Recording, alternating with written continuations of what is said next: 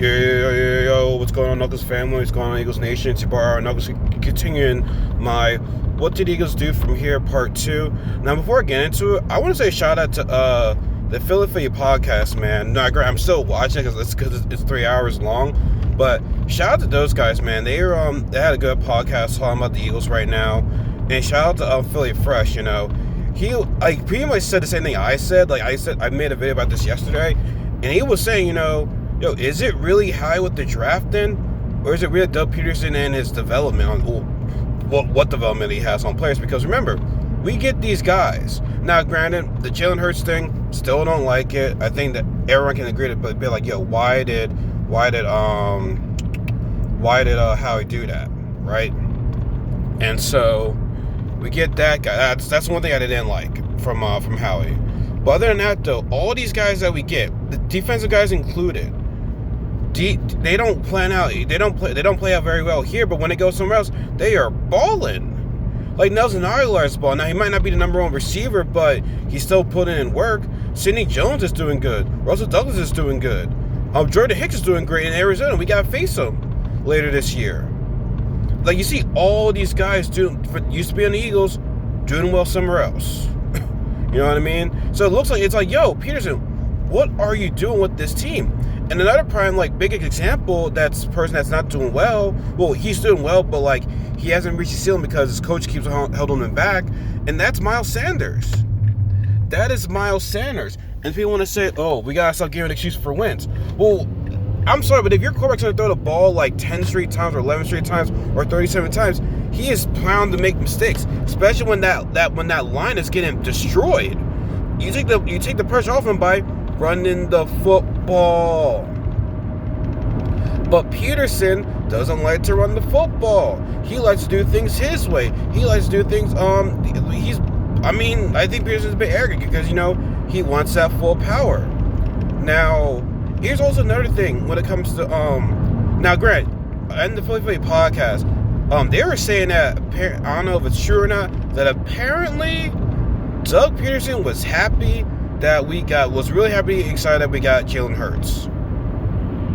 Why? Like, if I was in that press meeting with drafting, I would have been like, yo, what the fuck?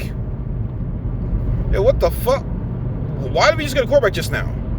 Like, what the fuck? You know what I'm saying? But another thing that annoys me with Peterson, and people don't want to admit this shit, they don't want to.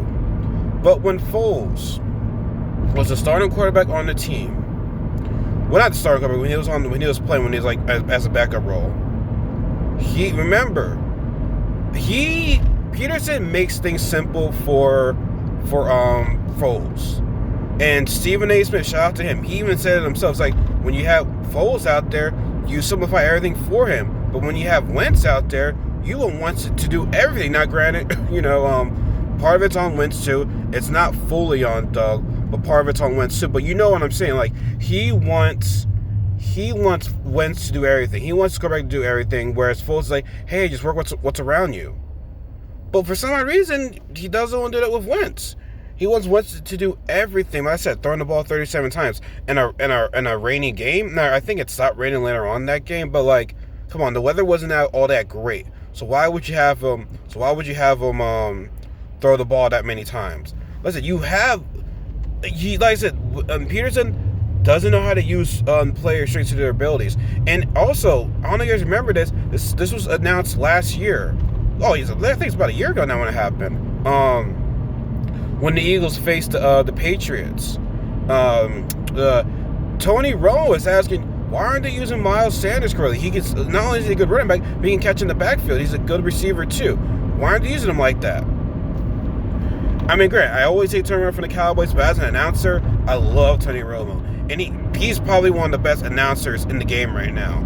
And if Tony Romo saying that shit, yeah, that's a bit of a problem. You know what I mean? And, you know,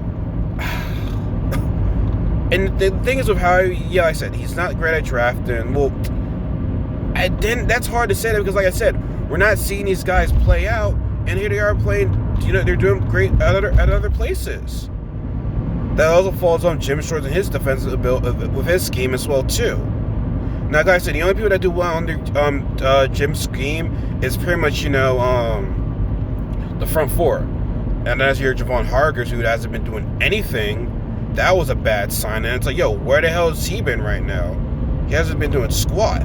But that's for a different video. That's maybe for like part 3. It's on the defense. But yeah, it's more on Peterson. And also another thing on Peterson. Why do we have these guys keep getting hurt every single time? We have a number of injuries each season. And these are soft tissue injuries because Peterson gives guys days off. They don't go hard at practice. And I say what you want about Chip Kelly. Like I said, he went hard. He went hard at practice. He was like, yo, man, I don't give an F. Like, yo, we gotta practice hard. Now, granted, I don't like Chip Kelly. I do think he was getting a little bit over his head. Now, the practice hard before a game, I'm not a big fan of that. But regardless, though, they went hard at practice. We didn't have this many number of injuries under Chip Kelly. And it was, like I said, shout out to my guy Pat. It's like saying you get a I think maybe I said it before in the last video. Like I said, if you get a used car, someone hits it, that's okay, an accident, okay, whatever. You get the same car again like 3 times, and the accident keeps happening again and again and again. That's on you, and that's on Peterson getting having different training staff people. It's not the training staff, bro. It's you. And there's also on the radio station saying that So I think someone called, they had one of the doctors call on the radio station. They were asking them, yo, why do these guys keep on getting hurt? And god dang, this person is driving so fucking slow. Excuse my language. It's because it's soft tissue injuries, because you're not going hard at practice. Like I ran track. So if this goes for any sports. If you're going light at practice all week, and then when it comes to the game, and then at the game you pull something, it's because you didn't go hard at practice. There's days where you go hard at practice, and days there's a recovery day. But you can't be going all light practices and expect to go all out when it comes to the game. No, it doesn't work like that. So Peterson and his like practices, it's bad. It's making a practice, hard counts. Remember the game against the Cleveland? Like, I forgot how many offside penalties we had, but it's hard counts. And that's stuff you do in practice. You know what I mean? And back to what Colin Cowherd said weeks ago. People want to be like coming at once, but he's not having good practice and stuff like that. That's on the coaching. That's on the front office. Like, what do you do at practice? Like, what is going on at practice? Like, maybe I'm tripping when I'm saying this, but part of me feels as though like Peterson wants Wentz to fail because he can just get him out of here or whatever. Like, I don't know. Like I said, Wentz and Peterson aren't the guys. And also another thing, when you see Wentz mess up or throw an interception, you don't see the coach talking to him. Like, you see a lot of other coaches talking to their players, like, hey, this is what you did wrong, fix on this, yada, this, that, and the third. You don't see that with Peterson and Wentz. You don't see that shit. Like, I think this ship is slowly sinking between these guys. Like I said, for me, yeah, Doug needs to get an OC, but I just feel as though he needs to be gone as a coach, though, because he's not. I can't expect an OC to save the season, because he's gonna be, the OC is gonna be gone. Like, if he does well underneath the offense, he's gonna be gone. So I don't know, guys. Like I said, Peterson is partly the problem. I think honestly, Peterson is the biggest problem of the team right now. I think he's the biggest problem. He's like, if he's gone, okay, that's one part of the problem solved. But Howie needs to, receive some power. He needs some power taken away from him.